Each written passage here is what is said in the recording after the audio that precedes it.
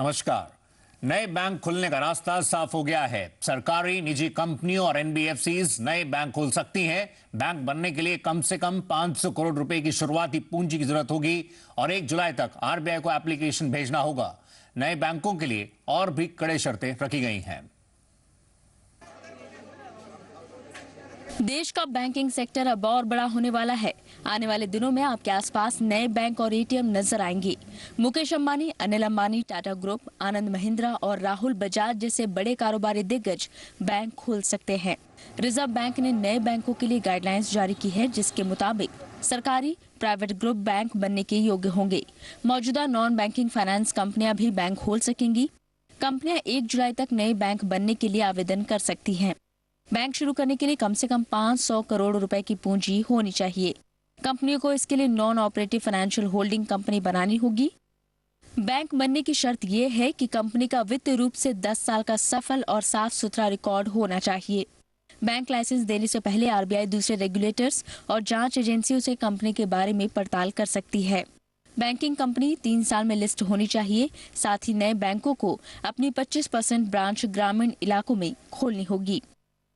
RBI के नए बैंकों के लिए कड़ी शर्तें रखी गई हैं ताकि प्रमोटर्स बैंक का अपने हित में इस्तेमाल नहीं कर सके। साथ ही फाइनेंशियल इंक्लूजन को भी ध्यान में रखा गया है ताकि दूर दराज के इलाकों में भी बैंकों की पहुंच बन सके। बैंक बनने के लिए होल्डिंग कंपनी में प्रमोटर की शुरुआती होल्डिंग कम से कम 40% होनी जरूरी है। 12 साल में जिसे घटाकर 15% पर लाना होगा। पहले 5 साल के लिए फॉरेन होल्डिंग की सीमा 49% होगी। बैंक के बोर्ड में 50% इंडिपेंडेंट डायरेक्टर्स होने चाहिए। साथ ही ग्रुप की किसी भी कंपनी में बैंक का निवेश नहीं होगा। नए बैंकों के आवेदन की पहले रिजर्व बैंक स्क्रीनिंग करेगी। इसके बाद एक उच्च स्तरीय लीगल एडवाइजर कमेटी बनेगी जो अपनी सिफारिशें आरबीआई को देगी, जिसमें लंबा समय लग सकता है। ब्यूरो रिपोर्ट, जी बिजनेस। देश के ज्यादातर बड़े औद्योगिक घराने नए बैंकों की दौड़ में शामिल हैं। इनमें मुकेश अंबानी, अनिल अंबानी, साइरस मिस्त्री भी नए बैंक खोलने की तैयारी में दिख रहे हैं। इसके अलावा राहुल बजाज, कुमार मंगलम बिरला भी नए बैंकिंग लाइसेंसेस के लिए आवेदन कर सकते हैं। करीब 10 साल बाद एक बार फिर नए बैंक खुल सकेंगे। आरबीआई की बैंकिंग लाइसेंस गाइडलाइंस जारी होने के साथ ही नए बैंकों का रास्ता साफ हो गया है। लोगों की बढ़ती बैंकिंग जरूरतों की वजह से नए बैंक खुलने जरूरी हो गए हैं। यही वजह है कि कई उद्योग घराने पिछले कई सालों से बैंक खोलने की तैयारी कर रहे हैं। जो बड़ी कंपनियां बैंक लाइसेंस की दौड़ में हैं, उनमें अनिल की रिलायंस कैपिटल, कुमार मंगलम बिरला की एबी नूवो, आनंद महिंद्रा की एमएनएम फाइनेंस, वाईएम देवस्थली की एल&टी फाइनेंस, राहुल बजाज की बजाज फिनसर्व और विक्रम अकूला की एसकेएस माइक्रो फाइनेंस शामिल हैं।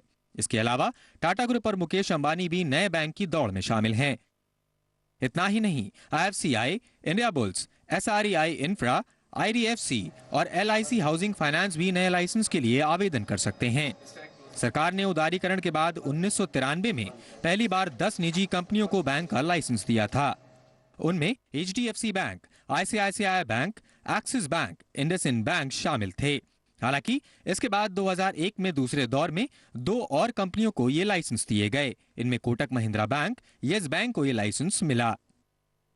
कंपनियों को बैंकिंग लाइसेंस पाने के लिए 1 जुलाई तक आवेदन करना जरूरी होगा। हालांकि बैंकिंग सेवाएं शुरू करने में इन कंपनियों को 2 से 3 साल तक का वक्त लग सकता है। ब्यूरो रिपोर्ट, जी बिजनेस। नए बैंकों को खोलने पर जारी आरबीआई गाइडलाइंस को और ज्यादा जानने के लिए हमारे संवाददाता सीमन चंदा ने बात की फाइनेंस सेक्रेटरी राजीव टकरू से। फाइनेंस सेक्रेटरी का मानना है कि इस अच्छा रिस्पांस मिलेगा, वहीं इससे गांवों में बैंकों की कमी को पूरा करने में भी मदद मिलेगी। कितने बैंक्स आपको लगता है और आएंगे सेक्टर में, क्या होगा इसमें? नहीं, देखिए, ये इस तरह संख्या नक्की नहीं करी जाती है। आई एम सॉरी, बट हमें लगता है कि इसका रिस्पांस बहुत अच्छा होगा और इसमें बहुत लोगों को प्रोत्साहन मिलेगा यहाँ पे बैंक खोलने के लिए। स्पेसिफिकली गाइडलाइंस में कहा गया कि 25% जो है आपको ब्रांचेस जो है लोकल रूरल एरियाज में खोलेंगी, तो लगता है कि कुछ इसका ज़्यादा बेनिफिट होगा रूरल। भाई, ये जो पॉलिसी बनी है ये फाइनेंशियल इंक्लूजन के लिए बनी है। ये इसलिए बनी है कि हिंदुस्तान में जो हमारे यहाँ अनबैंक्ड एरियाज़ हैं, अंडर बैंक्ड एरियाज़ हैं, ये जो एरियाज़ हैं इनके अंदर बैंकिंग जाए तो बैंकिंग की सुविधा वहाँ पहुँचे। तो ये पॉलिसी के अंदर 25% जो रखा गया है वो उसी वजह से रखा गया है। 25% वहाँ जाना चाहिए और मुझे लगता है कि बड़े आराम से लोग इसको एक्सेप्ट करेंगे।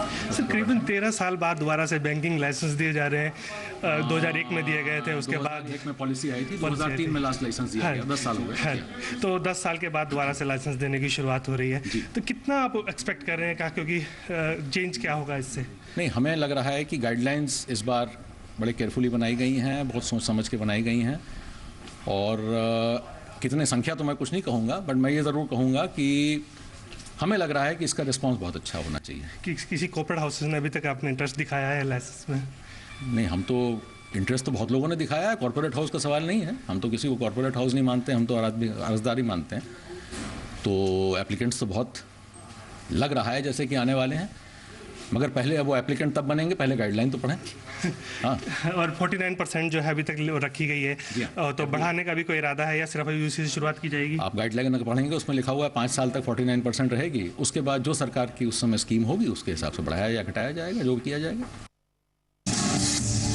और अभी बड़ी खबर आ रही है न्यू बैंकिंग लाइसेंसेस को लेकर। काफी समय से इसका इंतजार किया जा रहा था कि आरबीआई ने कई चेक बैलेंसेस लगाए हैं। बड़ी सफलता होगी फाइनेंशियल इंक्लूजन का जो सरकार का गोल है।